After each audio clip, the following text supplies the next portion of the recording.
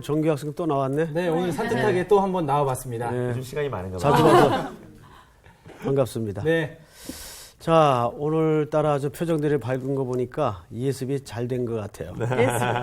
복습 참, 예습이 아니고. 자, 오늘은 복습을 우리 저쪽에 수희 학생부터. 아, 복습은 수희 누나죠. 네. 역시. 네. 예루살렘, 이스라엘 백성들이 이제 뭐 이렇게 또 영적으로 허기를 다 채우고 이제 모든 게 다 정비가 됐는데, 이들이 예루살렘을 또 성전을 잘 지켜야 되잖아요. 그래서 예루살렘에 있을 사람들을 이제 우리가 뭐 이제 언약을 3가지 했었잖아요. 뭐 했었죠? 이방인들과 결혼을 안 하기로 하고, 안식일과 안식년을 잘 지키고, 성전을 또 잘 지키자 했는데, 과연 누가 할 것인가?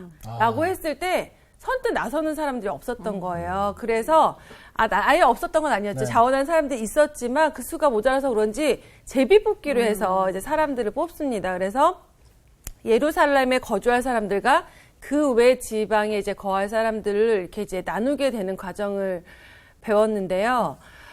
저는, 그때 왜 했잖아요. 그, 충성된 일에 내가 선봉자로 서야 된다. 근데 내가 기꺼이 막 즐겁게 하지 않았지만, 하나님이 인도해주신 그 자리에 묵묵하게 그 자리를 지키는 것만으로도 진짜 은혜가 되는구나를 그 말씀을 듣고 확실하게 또 경험하게 되는 그런 한 주였어요. 네. 아주 박수 쳐주고 싶다. 용까지. 아니, 요약을 진짜 잘하네. 뭐야, 안 하려고. 잘 써, 이 누나가 지금. 해야 돼, 그래도. 그래요? 예, 아유. 참, 듣고 깨닫고 배운 말씀을 그렇게 삶으로까지 이어져서 적용을 한다는 거는 정말 그 말씀이 이제 우리 수희자매 삶 속에 육화된 말씀입니다. 육화. 진짜 육화. 자, 이제 오늘은 우리 자매들만 한번 복습을 좀 향기하죠. 이거는 저희 예측하지 못한. 은혜로운 성사탕이에요. 그러니까 먼저 할 걸 성공. 그러니까 어쨌든 그 예배의 중요함을 계속 얘기하셨어요. 어쨌든 그 성전 건축, 그러니까 성전을 지켜서 그 예배를 계속 이끌어 가려는 그런 예루살렘 그런 이스라엘 사람들 얘기하시면서 예배가 무너지면 말씀도 끊어지고 찬양도 끊어지고 그러면 정말 저희는 빈 껍데기 정말 육체만 있는 거잖아요. 그렇죠. 그러니까 삶이 무너진다. 그래서 또 기억에 남았던 게 우리는 하나님을 예배하러 이렇게 이 세상에 태어난 사람들이다. 그게 정말 저는 항상 마음에 남아서 우리 자녀에게도 늘 우리는 하나님을 예배하기 위해서 태어난 사람이야. 우리는 항상 삶 속에서 하나님을 예배해야 돼라고 정말 아이들에게 가르쳐야겠다. 어렸을 때부터 이렇게 심어줘야 되겠다는 생각이 들었어요. 와. 아니, 훌륭하다. 나 수희 누나한테 다 끝난 줄 알았더니 여기서 또 나오네. 훌륭해. 요즘 그런 기도가 있더군요. 육아 기도. 네. 혹시 들어보셨나요? 들어요. 육아 모욕 기도. 목욕. 목욕 기도. 아기들을 이제 목욕을 시키면서 이렇게 기도를 한대요. 이제 엉덩이를 닦을 때는 오만한 자의 자리에 앉지 않도록 괜찮다. 바로 해야겠다. 또 발을 닦아줄 때는 죄인의 길에 서지 서지 않도록. 너무 좋겠죠? 네, 진짜 우리 꼭 알아봐야겠어요. 진짜. 아기 목욕 기도라 그러더라고요. 그래서 읽어보니까 너무 좋더라고요. 진짜. 네. 자, 오늘은 이제 느헤미야서도 이제 종반을 향해서 오늘 공부하면 이제 한 장 남게 되는데 네. 자, 오늘도 열심히 하십시다. 네. 오늘 수업 느헤미야 12강 지도력 11절까지 읽는데 저기 수희 학생부터 3절씩 그리고 나머지 분은 2절만 자, 읽으세요. 스알디엘의 아들 스룹바벨과 예수아와 함께 돌아온 제사장들과 레위 사람들은 이러하니라. 제사장들은 스라야와 예레미야와 에스라와 아마랴와 말룩과 핫두스와 스가냐와 르훔과 무레몹과 이또와 긴느도이와 아비야와 미야민과 마아랴와 빌가와 스마야와 요야립과 여다야와 살루와 이목과 힐기야와 여다냐니 이상은 예수아 때에 제사장들과 그들의 형제의 지도자들이었느니라. 레위 사람들은 예수아와 빈누이와 감미엘과 세레비아와 유대와 마따냐니 이 마따냐는 그의 형제와 함께 찬송하는 일을 맡았고 또 그들의 형제 막부가냐와 운노는 직무를 따라 그들의 맞은편에 있으며 예수아는 요아김을 낳고 요아김은 엘리야십을 낳고 엘리야십은 요아다를 낳고 요나단을 낳고 요나단은 야뚜야를 낳았느니라. 네. 오늘은 유독 저기 어려운 이름들인데 발음들이 아주 엄청난데요? 막기야와. 발음들이 좋은 걸로 봐서 복습이 된 것 같아요. 네. 자, 우리 지난 시간 말미에 네. 잠깐 언급했던 기억을 한번 되살려서 네. 지금 여기 명단이 쭉 나오죠. 네. 뭐 한 사람이라도 알겠어요? 아까 에스라, 에스라, 예레미야, 예레미야, 또 스가리아와 비슷한 스가냐. 네. 스룹바벨. 예. 바벨. 자, 여기 저기 제가 명단이라고 써놨죠? 네. 명단. 이름이죠, 이름. 네. 이거 혹시 뭐 하는 사람들인지 아십니까? 네, 여기 써 있습니다. 제사장과 제사장과 레위 레위 사람들. 사람들. 제사장과 레위 사람들. 네. 뭐 그것도 많네요. 제사장, 레위 사람. 또 레위. 네. 그리고 대제사장 예수아의 자손들. 예. 자, 자손들이라는 말이 나오죠? 네. 자, 이게 이제 후손이라는 얘기인데, 이 명단은 1차 포로 귀환 때 네.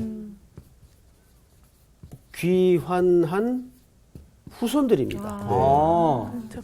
1차 포로 귀환 때 귀환한 후손들이에요. 네. 후손들 명단을 쭉 써놓은 겁니다. 자, 오늘 이 명단의 의미에 대해서 좀 한 사람 한 사람을 조명하자는 게 아니고, 네. 지난 시간 이런 명단을 왜 기록한다 그랬죠? 기억하기 위해서. 그렇죠. 기억은 뭘 교훈으로 남기기 위해서일까요? 역사. 네. 역사.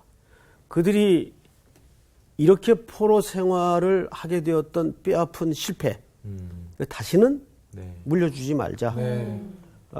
이렇게 해서 기록들을 남깁니다. 네. 비슷한 일 텐데, 자, 1차 때 돌아온 사람들이 있어요. 네. 그 후손들입니다. 네. 그럼 이게 뭘 얘기하냐면,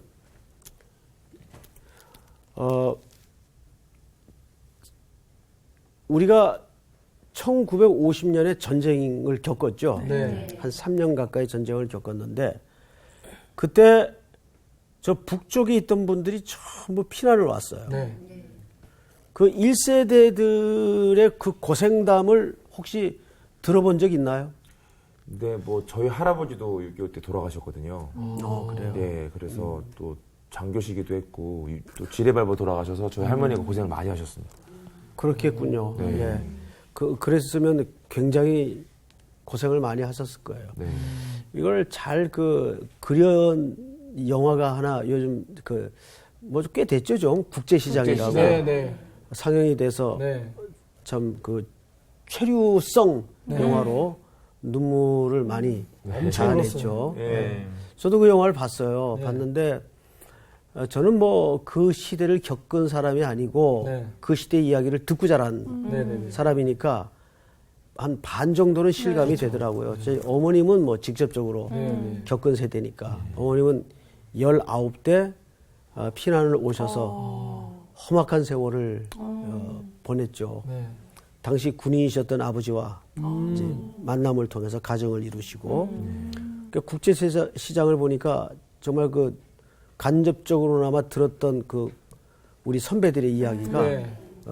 생생하더라고요. 그러니까 그 세대는 엄청 고생을 했어요. 네. 아무것도 없는 벌판에다가 비바람을 막을 수 있는 담을 쌓고 네. 지붕을 씌웠어요. 네. 우리나 그대들은 뭐예요? 수혜 세대입니다. 네. 맞아요. 그렇죠? 네. 그래서 선배들의 한 일에 대해서 우리가 물론 부족한 것도 눈에 띌 것이고 잘못된 것도 보일 거예요. 네. 근데 언제까지 비판만 하고 손가락질만 하고 있어서는 안 되겠죠. 네. 왜 인테리어가 이 모양이야? 그 우리 몫이죠. 네. 그렇지 않겠어요? 네. 예. 지금 1차 포로 귀환 때 귀환한 후손들의 명단을 기록한 것은 이 사람들이 고생을 한 사람들일까요? 안 한 사람들일까요? 엄청 고생을 엄청 한 사람들이에요. 네. 뭘 위해서? 폐허더미가 된 조국의 재건을 위해서 네. 네. 엄청 고생한 사람들이에요. 이 사람들은 말 그대로 눈물, 네. 고난, 네. 땀. 아마 이 세 단어로 점철된 세월을 겪었을 거예요. 네. 눈물과 고난과 땀. 네. 그 사람들의 명단을 이 앞에 기록했다는 것은 무슨 뜻일까요? 선배들의 그 신앙의 헌신과 열정을 기억하라 그 말이에요. 기억하라. 네. 지금 이 상황이 어떤 상황인가 하면 자, 건물도 다 지었어요. 네. 그리고 은혜도 받았어요. 그런데 이상하게 모든 걸 다 뒤로 밀어놓고 마치 그리고 나서 점점점 하듯이 네. 여지를 남겨놓는 대목이 12장이에요. 12장은 시간의 순서로 봐서는 안 돼요. 그래서 아. 무슨 말인지 알겠어요? 네. 그리고 이 명단을 쭉 기록했다는 것은 뭐냐면 여러 가지 의미가 있습니다. 첫째는 지금 말씀드린 대로 선배들의 눈물과 고난과 땀 네. 그리고 그것이 왜 초래하게 되었는가에 대한 역사의 실패 이런 것들을 후손들에게 오롯이 기록하고 남기기 위해서입니다. 네. 그래서 역사를 통해 사람들은 배워야 되는데 네. 또 역사를 통해 아무것도 배우지 않는다는 게 역사의 교훈이에요. 참 아이러니예요. 네. 예? 정말. 저는 이제 지금도 좀 철이 없지만 한때는 이런 생각도 했어요. 이렇게 무슨 큰 건물을 짓고 하면은 이 건물을 지을 때 수고한 이들 또 뭐 이렇게 헌금한 이들에 대한 명단을 쫙 이렇게 담벼락에다가 네. 뭐 이렇게 해놓잖아요. 네. 아이, 뭐 이런 걸 다 해놔. 예? 왼손이 하는 일 오른손이 모르게 하라 그랬는데 그렇게도 생각을 했었어요. 네. 그런데 이제 좀 한 해 한 해 나이가 들고 좀 전체적인 시각이 열리면서 아, 이게 꼭 그렇게만 생각할 일은 아니겠다. 왜냐하면 적어도 그 후손들이 훗날 네.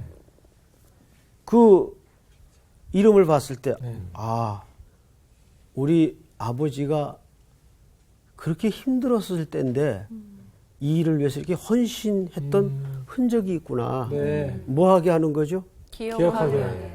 그렇습니다. 네. 기억하게 하는 거예요. 그래서 성경에 보면요, 참 이름이 많이 나오잖아요. 근데 맞습니다. 이런 명단이 나올 때마다 느끼는 게 어떤 사람은 하나님의 일에 대해서 되게 귀하게 쓰인 사람들이 있는 반면에 악하게 쓰인 사람들 이름도 다 나오잖아요. 네, 맞습니다. 그게 너무 중요한 것 같아요. 네. 맞습니다. 그러니까 참 성경이 역시 성경인 것이 뭐냐면 네. 인간의 선한 것만 기록한 것이 아니라 치부나 약점도 다 그대로 네. 기록을 해요. 네. 그래서 양자 어떤 메시지가 공통적으로 있는가 하면 선한 쪽에 쓰임 받던 사람도 기록을 하지만 네. 항상 성경의 관점과 초점은 그래서 이 사람을 본받으라가 아니라 이렇게 하나님의 선한 역사를 이 사람을 통해 이루셨고 악한 자도 여지없이 드러내면서 결국은 양자의 메시지가 인간을 얘기하는 거예요. 인간. 사람은 얼마나 악한 존재인가. 네. 이걸 동시에 드러내죠. 네. 그래서 결국은 마지막에는 주님이 그럼에도 불구하고 주님의 선한 역사를 꿋꿋하게 성취해 나가신다는 거죠. 네. 이루어 나가신다는 네. 거죠. 이 명단 속에. 그래서 저는 그 여호수아 4장에 보면 이스라엘 백성들이 가나안 땅에 처음에 발을 딛고 들어가서 이제 전쟁을 하는데 우리 그 대목을 한번 찾아보십시다. 여호수아서 4장.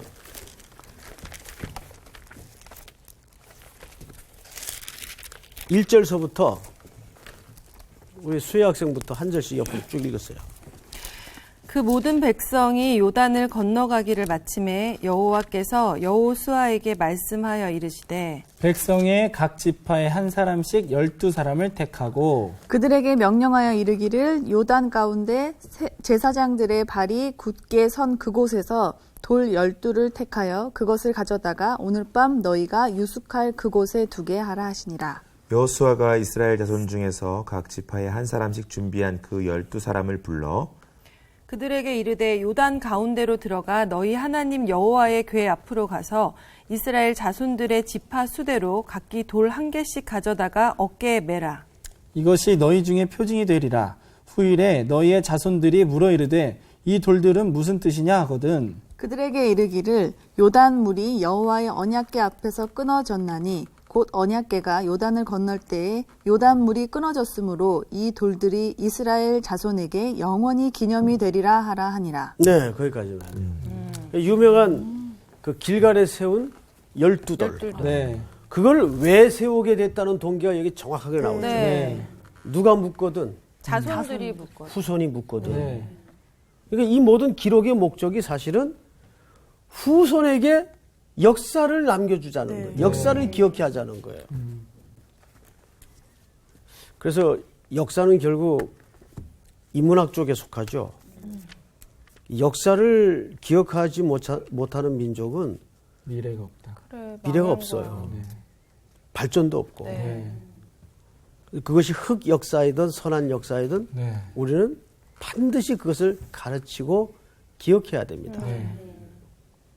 그런데 늘 불행한 것은 역사는 강자의 몫이기 때문에 항상 강자의 논리로 역사가 쓰여진다는 거예요. 근데 하나님은 하나님의 역사를 그렇게 쓰지 않아요. 모든 걸 다 드러내요. 그렇죠? 네. 그래서 결국은 인간이 무엇인가를 설명하고 하나님이 그럼에도 어떤 분인가를 다 드러내죠. 네. 그래서 이런 기록의 습관은 굉장히 중요합니다. 결국 여러분 한번 물어볼까요? 컴퓨터를 누가 발명했나요? 컴퓨터요? 네. 빌 게이츠는 아닐 것 같고. 컴퓨터. 왜요? 누가 발명했지? 스티브 잡사라고 하시죠? 컴퓨터 발명한 사람 몰라요? 저도 몰라요. 네. 그거 발명한 사람 왜 모르냐 진짜. 이름이 전에 알았는데. 오늘날 컴퓨터를 빼고 삶을 얘기할 수 있을까요? 없죠. 없죠. 컴퓨터를 발명한 사람은 한 사람이 아니기 때문입니다. 근데 미국 나사 본부 같은 데도 가서 보면은 그 어마어마한 복잡한 천체를 움직이는 모든 그 과학의 내용들이 전부 어떻게 이루어지냐면 이렇게 했더니 이렇게 되더라. 이렇게 했더니 이렇게 되더라. 전부 기록이에요. 네. 컴퓨터도 사실은 그렇게 해서 네. 산출된 물건입니다. 사실은. 네. 그러니까 한 사람이 발명한 건 아니죠. 네. 이렇게 했더니 이렇게 되더라. 이렇게 했더니 이렇게 되더라. 그러니까 그 우리 사극 같은 데 보면 궁궐 안에서 논해지는 왕의 모든 이야기를 다 적는 네. 사관이 하나 있죠. 네. 예. 근데 그것도 변조시키고 바꾸려는 시도들이 역사 속에 있어 왔습니다. 맞아요. 그 영화에서 보면은 네. 이렇게 딱 보면은 막 적다가 적는 사람이 이걸 어떻게 적어야 되나? 자, 하나님은 이 기록을 통해서 결국 후대들에게 첫째는 그 선배들의 희생, 네. 눈물, 땀, 고난을 기억해 하면서 동시에 두 번째가 뭐냐면 실패를 물려주지 않기 위해서입니다. 네. 근데 여기 또 하나 이유가 있어요. 이제 그 이유를 우리가 좀 찾아야 되는데 네. 또 하나 이유가 뭘까요? 그러니까 너희도 잘해서 이렇게 남겨져라 이런 건가? 그렇죠. 맞아요. 그냥 얘기한 것 같은데. 사실 그 뛰어나다. 부분이 참 이유입니다. 참 이유예요. 뭐냐면 이런 거예요. 이들이 모든 준비된 상황임에도 불구하고 모든 축제를 멈추고 이러한 아주 진중하고도 굉장히 딱딱한 기록을 성경 속에 슬쩍 끼워 넣는 것은 뭐냐면 결국 이들의 실패를 뭘로 받는가 하면 하나님의 사람이 부재되었다는 거였어요. 시대마다. 그러니까 사람을 키워내고 길러내는데 이들이 총력을 기울인 겁니다. 네. 방금 우리 향기자매가 얘기한 것처럼 너희들도 이렇게 기억되는 자, 남는 자가 민족 앞에 되어라. 그 얘기를 하는 거예요. 뭔가 본보기를 보여줘요. 왜 그럴까요? 여러분, 하나님이 하실 텐데 맞죠? 네. 근데 하나님의 수단은 뭐예요? 사람을 통해서 하죠. 하나님의 수단은 사람이에요. 네. 그래서 우리 한국교회가 이렇게 하나님이 어느 기독교 역사에도 찾아볼 수 없을 정도의 은혜를 부으셨을 때 우리는 자꾸 보이는 외형적인 것을 준비하고 갖추는 것보다는 네. 뭘 준비하고 남겨야 되냐면 네. 사람을 남겨야 돼요. 네. 전쟁 이후에 한국교회는 폭발적인 부흥을 경험했어요. 네. 그때 우리 선배들이 그 폐허더비에서 일구어낸 교회의 찬란한 역사는 자랑스러운 부분들이 굉장히 많아요. 네. 그리고 우리가 계승해야 될 부분도 분명히 있어요. 네. 그런데 한 가지 결정적인데 실수를 했어요. 여러분, 개척 시대의 사람들이 만세반성 마냥 영원히 갈 수는 없잖아요. 그렇죠. 그런데 아마 영원히 갈 줄 알았던 모양이죠. 사람을 준비하지 않은 거예요. 네. 리더십은 언제나 바뀌게 돼 있습니다. 네, 맞아요. 근데 그때마다 이게 준비 안 될 때 시대는 한 시대를 맞아요. 그냥 쑤셔 박습니다. 네. 그게 대표적인 예가 사사시대예요. 모세 시대 다음에 여호수아가 바톤을 잘 이어서 네. 여호수아 시대를 열었지 않습니까? 네. 근데 하나님이 이 사사시대의 어두운 흑역사를 통해서 그 시대를 뚫어냈던 방법이 뭐였습니까? 강학생 한번 얘기해 보세요.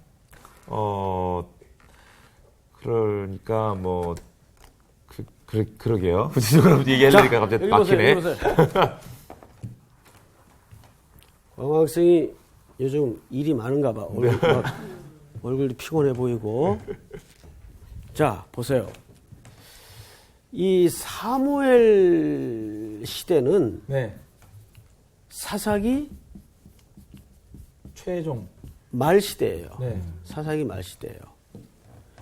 이때 이 사사 시대의 어두운 역사를 끊어내기 위해서 하나님이 준비했던 것은 사람이었어요. 네. 이 대표적인 사람이 사무엘입니다. 네. 그런데 이 사무엘을 준비하는 과정이 어땠는가를 잘 아시죠? 불임의 시대. 네. 대표적인 인물이 한나입니다. 한나. 한나는 대표적으로 아이를 잉태하지 못하는 여인으로 저 긴 장르 속에 등장을 합니다. 네. 그런데 언제나 하나님의 일하시는 방법은 참 독특한 것이 한 사람에게 시대의 필요를 경험하도록 아픔을 주세요. 네. 아픔을. 네. 한나가 아이를 갖지 못하는 불임은 그 시대를 상징하는 고통이었어요. 네. 그냥 단순히 하나의 인간의 슬픔이 아니라 네. 한나는 그 슬픔을 껴안고 인생을 살죠. 그런데 그러다가 한나가 기도 속에서 하나님이 슬픔을 주신 이유에 대해서 하나님하고 심정을 통하게 됩니다. 맞아요. 심정을. 네. 그러셨군요. 그러셨군요. 해서 한나가 기도가 바뀌죠. 맞아요. 처음에는 그냥 아들 하나만 달라는 기도를 하다가 1장 11절에 보면 그 아들을 주시면 드리겠습니다. 하나님께 내놓겠습니다. 네. 역사의 빅딜이 이루어져요. 네. 그래서 주어진 아들이 누굽니까? 사무엘. 사무엘이에요. 근데 사무엘이 여호와 앞에서 자랐다 그랬어요. 자랐다. 네. 그 자랐다라는 말은 굉장히 중요한 얘기입니다. 자랐다라는 말은 그 어둠의 시대 속에서 하나님의 계획이 무르익어 갔다 그 말이에요. 네. 여호와 앞에 자랐다라는 말은. 그가 어느 날 이스라엘 전체를 말씀으로 가르치는 선지자가 되면서 네. 이스라엘이 꿈결처럼 회복이 되고 일어납니다. 어둠의 시대가 종막을 고하는 거죠. 네. 그러니까 지금 한국교회는 지난주에도 잠깐 그런 얘기를 했는데 사람을 길러내는 이 근본적인 패러다임 시프트를 하지 않으면 네. 한국교회는 30년 못 가서 거의 반토막이 나지 않을까 하는 우려가 있어요. 네. 진짜 다음 세대. 예. 지난주에 그 선생님이 이런 얘기를 했죠. 사사기 2장 10절을 말씀하시면서 그 홍해를 건넜던 세대가 다 지나갔어요. 네. 그리고 그 다른 세대가 일어나서 맞아요. 다른 세대가 일어나서 두 가지 특징을 드러냈죠. 여호와를 알지 못하고 여호와께서 이스라엘 위하여 행하신 구원을 알지 못하였더라. 결국 무슨 문제였나요? 사람의 문제였어요. 네. 그래서 지금 느헤미야 12장은 전부 그 얘기예요. 우리가 신앙의 사람들을 준비해야 된다. 신앙의 사람들. 건물 100개를 짓는 것보다 사실은 그 건물을 100개를 지을 수 있는 한 사람을 준비하는 게 중요하죠. 네. 오히려. 네. 그렇지 않겠어요? 네. 예. 그런데 참 이게 쉬운 문제가 아닌 게 네. 그럼 건물 같은 걸 지으면은 눈에 보이긴 하지. 뭔가 남죠. 네. 사람 잘하는 게 눈에 보여요? 안 보이죠. 안 보여요. 안 보이죠. 참 안 보여요. 네. 아주 길고 멀고 험한 기다림이 필요해요. 네. 외롭고. 외롭죠. 네. 외롭죠. 사람을 또 길러낸다는 게. 그래서 저는 한국교회가 그 하나님이 허락하신 은혜의 재정을 가지고 네. 선교도 해야 되고 네. 또 필요에 따라서 건물도 지어야죠. 네. 건물이 무용하다는 말은 절대 아니에요. 그런데 정말 중요한 것은 사람을 어떻게 지금 길러내고 있는가. 저는 그래서 좀 이렇게 목회자도 길러내야 되고 선교사도 파송을 해야 되고 하는데 좋은 신학자들. 네. 지금 필요하죠. 이 목회가 막 엉망이 되고 사사기 시대적 목회가 되는 건 뭐냐면 신학함의 부재 때문에 생기는 현상이거든요. 강단의 혼란도 사실은 그렇죠. 신학의 부재에서 나오는 네. 어려움이거든요. 네. 그래서 그 각 교회에서들 좀 이렇게 이 공부도 참 은사 같아요. 네. 공부도 보면 이게 있거든요. 제목감이. 맞아요. 예, 그런 이제 젊은이들은 교회가 좀 충분히 서포트를 해가지고 그 공부에 전념해서 정말 건강한 균형의 영성의 신학자가 만들어지도록 네. 좀 교회가 뒷받침을 했으면 좋겠다는 생각이 들어요. 정말 좋겠네요. 진짜. 네. 그 여러분들도 다 그런 지도자가 좀 되세요. 꼭 그러겠습니다. 예. 네. 그래서 결국 여기 지금 보시면 자, 또 성경을 볼까요? 8절을 한번 보십시다. 8절. 레위 사람들은 예수아와 빈누이와 감멜과 세레바와 유다와 마따냐니 쭉 나오다가 12절로 넘어갑니다. 요야김 때의 제사장 족장된 자는 스라야 족속에는 무라야요. 이게 쭉 나오다가 네. 또 몇 절로 넘어가냐면 22절로 넘어갑니다. 22절을 한번 같이 읽겠습니다. 시작. 엘리야십과 요야다와 요하난과 야뚜아 때에 레위 사람의 족장이 모두 책에 기록되었고 바사왕 다리오 때의 제사장도 책에 기록되었고. 예, 계속해서 이들은 뭘 하죠? 기록. 전부 기록을 합니다. 네. 사관들이 있어서 네. 서기관들이 기록을 쭉 해요. 자, 근데 여기 공통점이 하나 있어요. 제사장 명단들이 기록이 돼요. 네. 그리고 레위 사람들의 명단들이 기록이 돼요. 네. 자, 그리고 나서 한번 27절로 넘어가면 이렇게 돼 있어요. 27절. 우리 정규 학생 한번 읽어보세요. 예루살렘 성벽을 봉헌하게 되니 각 처에서 레위 사람들을 찾아 예루살렘으로 데려다가 감사하며 노래하며 재금을 치며 비파와 수금을 타며 즐거이 봉헌식을 행하려 하매. 그 다음에 28절을 우리 광우 학생 한번 읽어보세요. 이에 노래하는 자들이 예루살렘 사방들과 느도바 사람의 마을에 모여들고 그 다음에 넘어가서 44절을 전체가 한번 같이 읽을까요? 44절. 시작. 그날에 사람을 세워 곡간을 맡기고 제사장들과 레위 사람들에게 돌릴 것 곧 율법에 정한 대로 거제물과 처음 익은 것과 11조를 모든 성읍밭에서 거두어 이 곡간에 쌓게 하였노니 이는 유다 사람이 섬기는 제사장들과 레위 사람들로 말미암아 즐거워하기 때문이라. 네.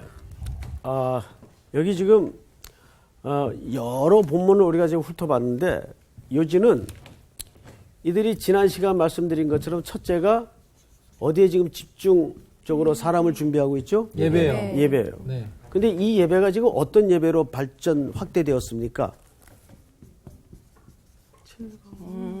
즐거운 예배. 네. 즐거워했어. 이런 단어는 우리가 중요하게 생각 안 하죠. 지금 백성들의 마음 속에 무엇이 회복되어 가고 있습니까? 기쁨, 즐거움. 네. 예배에 대한. 예배에 대한 회복이 이루어지고 있어요. 네. 그리고 이것을 위해서 지금까지 쭉 준비해 온 거예요. 네. 자, 그런데 우리 그 성경을 한 군데 찾읍시다. 빌립보서 4장을 열어보세요. 빌립보서 4장. 4절을 한번 같이 읽을까요? 시작. 주 안에서 항상 기뻐하라. 내가 다시 말하노니 기뻐하라. 자, 여기 얼마나 강조를 했든지 내가 다시 말하노니 뭐 하라고요? 기뻐하라. 그래서 이 빌립보서를 무슨 서신이라고도 하냐면 기쁨의 서신이라고도 합니다. 자, 여기서 우리는 좀 멈추어 서서 도대체 느헤미야 12장에서 그 엉뚱한 결론인 듯 싶은 즐거운 예배의 회복을 왜 소개할까? 그리고 그 결론은 예배의 기쁨을 얘기하는 거예요, 결국. 네. 네. 네. 다 우리 예배자들인데 이 문제는 굉장히 좀 심각한 문제니까 네. 어떤 예배가 최고의 예배일까요? 어떤 예배? 기쁘게 드리는 예배요. 정답. 내가 너무 쉬운 걸 물었죠? 예. 많이 고민했는데. 결국 그 모든 처절했던 포로의 역사의 실제가 여기서 끝나는 거예요. 이 기쁨의 회복으로. 네.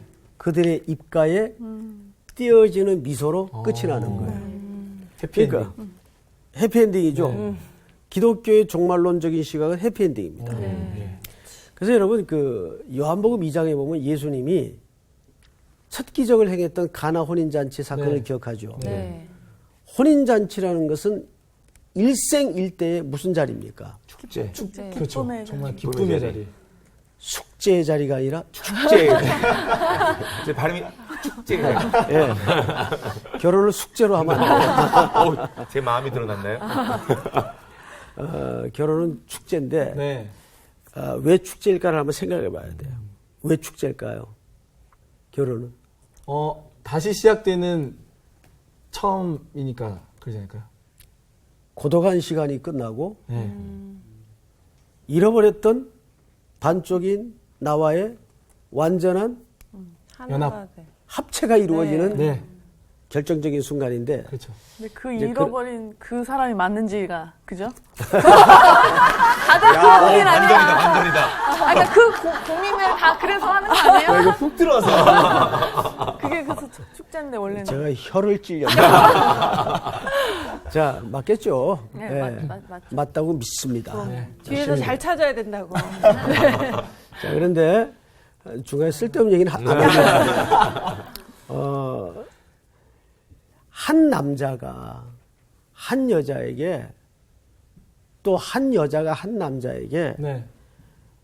나는 당신의 것입니다. 당신은 나입니다.를 확인하는 절정의 시간이에요. 네. 그렇죠. 그렇죠? 네. 그래서 예배는 하나의 그 결혼식 같은 겁니다. 쉽게 얘기하면. 시선이 네. 달라지네요. 그럼요. 네. 그러니까 예배는 가장 확고한 예배는 즐거움의 예배예요.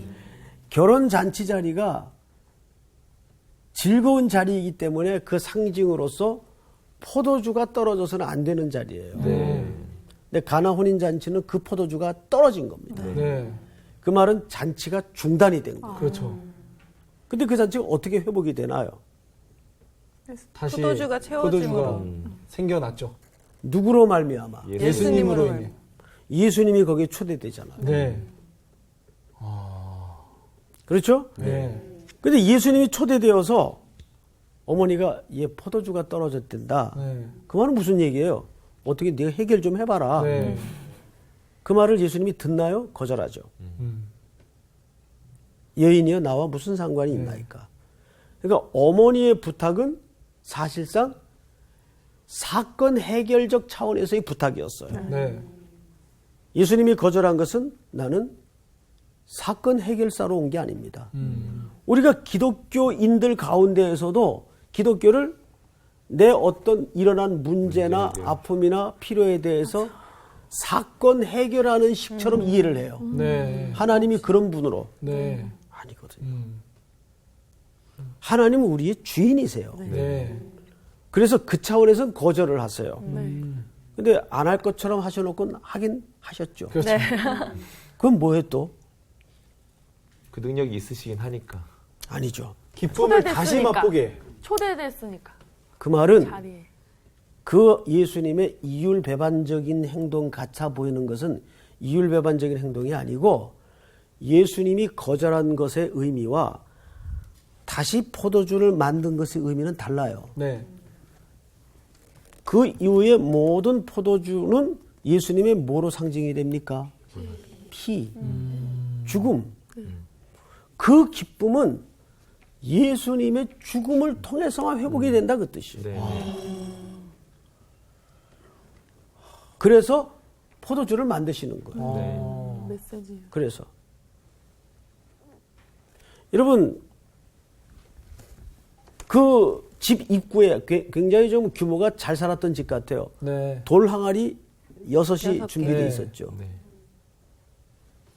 그 6개는 정결식을 하는 돌 항아리에 담겨진 물이에요. 네. 그것이 인간이 추구했던 삶의 방식이요, 종교 방식이었어요. 그 물로 죄를 씻을 수 있다고, 더러운 것을 씻을 수 있다고 생각을 했어요. 그렇죠. 물 가지고도 안 되고 네. 어떤 것으로도 안 돼요. 주님의 피로만 네.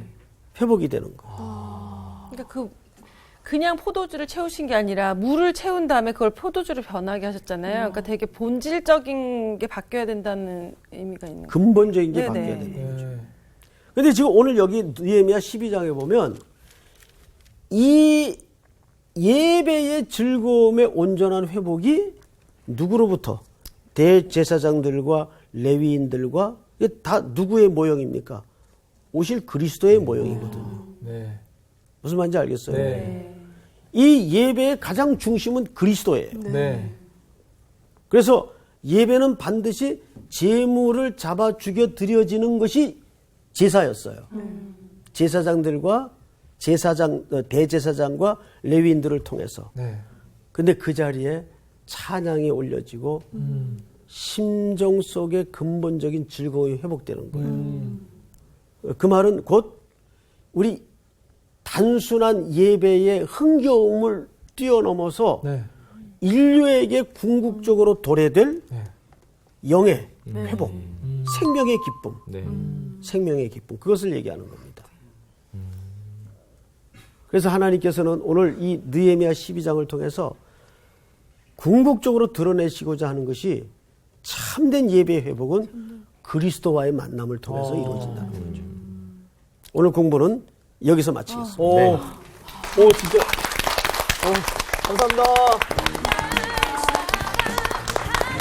진짜 시간이 훅 지나갔어요, 진짜.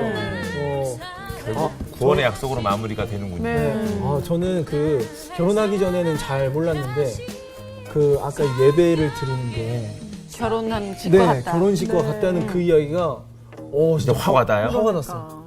그러니까 하나님은 우리를 만나기 위해서 그 결혼식 예배 때 기쁨으로 기다리시는데 우리가 너무 그냥 기쁘지 않은 마음으로 갔을 때 그 신랑 되신 예수님께서 너무 속상해하실 것 같다는 생각이 들었어. 그 예배는 불행한 예배. 그래. 맞아. 나 그 즐겁지 얘기했던 않아. 게 되게 기억나. 누나 그러니까 물이 포도주로 변하고 본질적인 변화가. 왜냐면 오병이어처럼 그냥 포도주가 짠 생길 수 있는데 일단 물을 채우라고 하신 다음에 그걸 포도주로 바꾸시잖아. 그러니까 되게 우리가 생각하고 있던 그 모든 본질적인 기본적인 게 다시 완전히 바뀌어야 되지 않으면 우리가 진짜 하나님의 사람으로 살아가기가 너무 힘든 거 같아요. 우리 삶도 예배잖아요. 맞아요. 그럼 또 그리스도와 연합하러 갑시다. 지금 여기 계세요. 여기 계속 계세요. 그래요. 계속 한 걸음 한 걸음. 네네. 결혼하러 갑시다. 또. 좋아요.